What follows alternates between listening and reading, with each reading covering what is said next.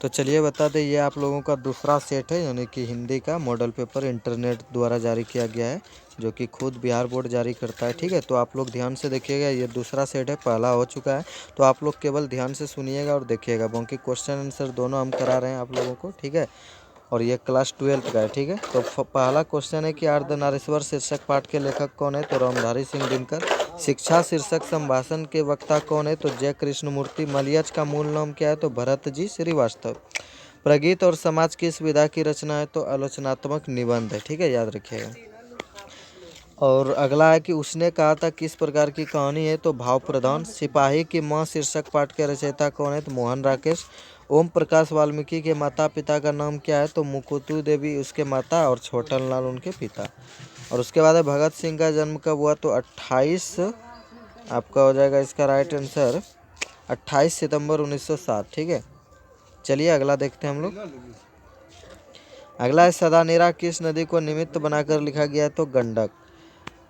धांगड़ शब्द का अर्थ ओराव भाषा में क्या होता है? तो भाड़े का मजदूर। चंपारण में गांधी जी के चमत्कार की कथा किसने लिखी? तो राजेंद्र प्रसाद। जयप्रकाश नारायण की पत्नी का क्या नाम है? तो इसका राइट आंसर प्रभावती देवी।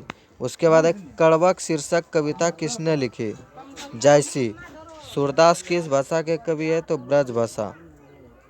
अगला देखेंगे छत्रसाल दशक के रचनाकार कौन है? तो भूषण। जयशंकर प्रसाद की भाषा कौन सी है? तो खड़ी बोली हिंदी। उसके बाद है तुमुल कोलाहल कलम है शीर्षक कविता के कवि कौन है? तो इसका राइट आंसर हो जाएगा आप लोगों का जयशंकर प्रसाद। हेनरी लिपेज कहाँ के रहने वाले थे? कंगो, जो कि अफ्रीका में है। कवि भूषण को भूषण की उपाधि जो दिया था वो किसने? तो राजा रुद्र शाह जी ने। अगला अधिनायक कैसी कविता है? तो ऐतिहासिक हो जाएगा। जूठन के हेडमास्टर का नाम क्या था? कालीराम था, याद रखिएगा। अगला जय कृष्णमूर्ति किस रूप में देखे जाते हैं? तो इसका राइट आंसर एक तरह से हो जाएगा आप लोगों का दूसरे बुद्ध। ठीक है, नंबर सिंह किस पत्रिका के संपादक रहे? तो आलोचना। हिंदी साहित्य का सूर्य किसे कहा जाता है? तो इसका राइट आंसर हो जाएगा आप लोगों का सूरदास। अगला है चांद का मुंह टेढ़ा कविता संग्रह के रचयिता कौन है? तो गजानन मुक्ति बोध। इत्यादि शब्द का सही संधि विच्छेद क्या होगा? तो इति जोर आदि। गायक शब्द का संधि विच्छेद क्या होगा? तो गे जोर अक। ठीक है, उसके बाद है परमार्थ शब्द का संधि विच्छेद क्या होगा? परम जोर अर्थ। विद्यार्थी शब्द का संधि विच्छेद क्या होगा? तो विद्या जोर अर्थी। अगला दुर्गम शब्द का विलोम क्या होगा? तो इसका राइट आंसर सुगम हो जाएगा। अनुकूल शब्द का विलोम बनाइए, प्रतिकूल। आरोही शब्द का विलोम क्या होगा? तो अवरोही। विराग शब्द का विलोम क्या होगा? तो अनुराग। आंखों का तारा होना, इस मुहावरे का अर्थ क्या होगा? तो प्रिय होना, यानी अत्यंत प्यारा होना। ऊँट के मुंह में जीरा, इस मुहावरे का अर्थ क्या होगा? तो कम देना। कौन काटना, मुहावरे का अर्थ क्या होगा? इसका राइट आंसर हो जाएगा चतुर होना। और ये ईट ऊँट का मुंह में जीरा होने का राइट आंसर हो जाएगा अधिक खाने वाले को कम खुराक। ठीक है, अगला घी के दिए जलाना, इस मुहावरे का अर्थ क्या होगा? तो समृद्धि होना। नगर शब्द का विशेषण क्या होना होगा? तो इसका राइट आंसर नगरीय। रंग शब्द का विशेषण क्या होगा? तो रंगीन। पत्थर शब्द का विशेषण क्या होगा? तो पथरीला। भारत शब्द का विशेषण क्या होगा? तो भारतीय। और जीव जंतु शब्द कौन सा समास हुआ? तो द्वंद्व। और जिसके जो दो शब्दों के बीच में हाइफन दिखे तो वह द्वंद्व होगा, याद रखिएगा। अगला नीलांबर शब्द कौन सा समास है? तो ये कर्मधारय समास है। भरपेट शब्द कौन सा समास है? अव्ययी भाव समास है। चिड़ी मार शब्द कौन सा समास है? तत्पुरुष। सभा शब्द कौन सी लिंग है? तो स्त्रीलिंग। जल शब्द कौन लिंग है? तो जल है पुल्लिंग। दल शब्द का ये दल जो है वह शब्द का कौन सा लिंग में है? तो स्त्रीलिंग। अगला रुमाल शब्द कौन सा लिंग है? तो पुल्लिंग। उपवन शब्द में उपसर्ग क्या है? तो उप। ईमान शब्द में क्या उपसर्ग है? तो ई। सुकर्म शब्द में क्या उपसर्ग है? तो सुक। प्रकाशित शब्द में क्या प्रत्यय है? तो इत। पठनीय शब्द में प्रत्यय क्या है? तो इया। पंकिल शब्द में प्रत्यय क्या है? तो इसका राइट आंसर हो जाएगा आप लोगों का इल। काल के कितने भेद होते हैं? तो 3, याद रखिएगा। ठीक है, अगला अर्थ के आधार पर संज्ञा के कितने भेद होते हैं? तो 3। हमेशा रहने वाला एक शब्द क्या होगा? तो इसका राइट आंसर हो जाएगा आप लोगों का श्रनदा। जो सब कुछ जानता हो उसका एक शब्द क्या होगा? तो सर्वज्ञ। ईश्वर का विश्वास रखने वाला का एक शब्द क्या होगा? तो इसका राइट आंसर हो जाएगा आस्तिक। बाल कृष्ण भट्ट की रचना क्या है? तो ललित निबंध। जयप्रकाश नारायण को कौन सा पुरस्कार मिला था? तो इसका राइट आंसर भारत रत्न। अगला है, दिनकर को किस गद्य पुस्तक पर साहित्य अकादमी पुरस्कार मिलता था? तो इसका मिला था तो संस्कृत के 4 अध्याय, पहले भी बता चुके हैं।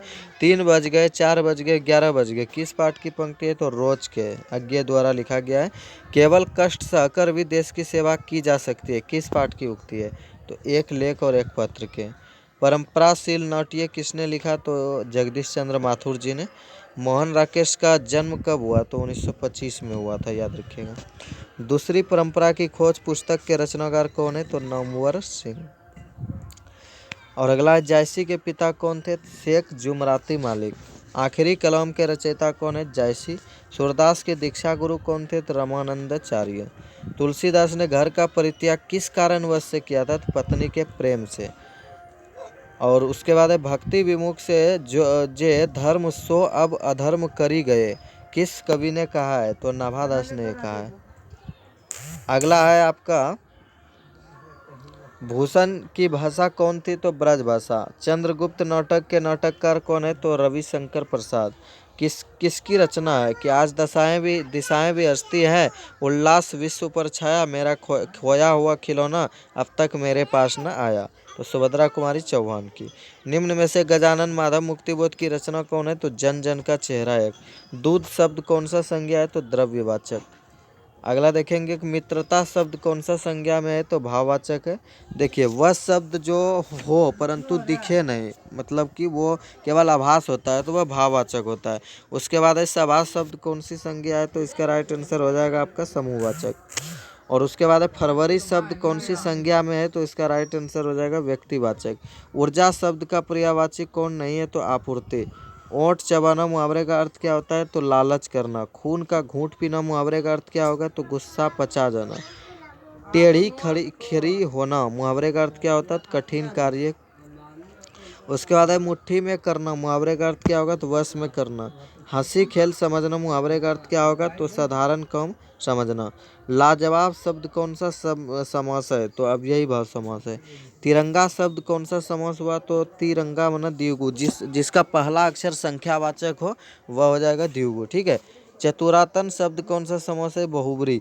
रोग पीड़ित शब्द कौन सा समास है? तो तत्पुरुष समास है। अगला, आयात शब्द का विलोम क्या होगा? तो निर्यात। नास्तिक शब्द का विलोम क्या होगा? आस्तिक। उमस शब्द का विलोम क्या होगा? ठंडक। और गरीब शब्द का विलोम क्या होगा? अमीर। और जिसके सिर पर चंद्रमा हो उसके लिए एक शब्द चंद्रशेखर। अगला है, जिसके हाथ में चक्र है का एक शब्द क्या होगा? चक्रपाणी। गोद लिया हुआ पुत्र क्या कहलाता है? तो दत्तक पुत्र। उसके बाद है, ज्ञानोदय का संधि विच्छेद क्या होगा? तो ज्ञान जोर उदय। पुरुषोत्तम का सही संधि विच्छेद क्या होगा? तो पुरुष जोर उत्तम, ठीक है। चलिए, ये आपका दूसरा सेट खत्म होता है। तीसरा सेट के लिए आप लोग थोड़ा समय वेट कीजिए। तब तक के लिए गुड बाय।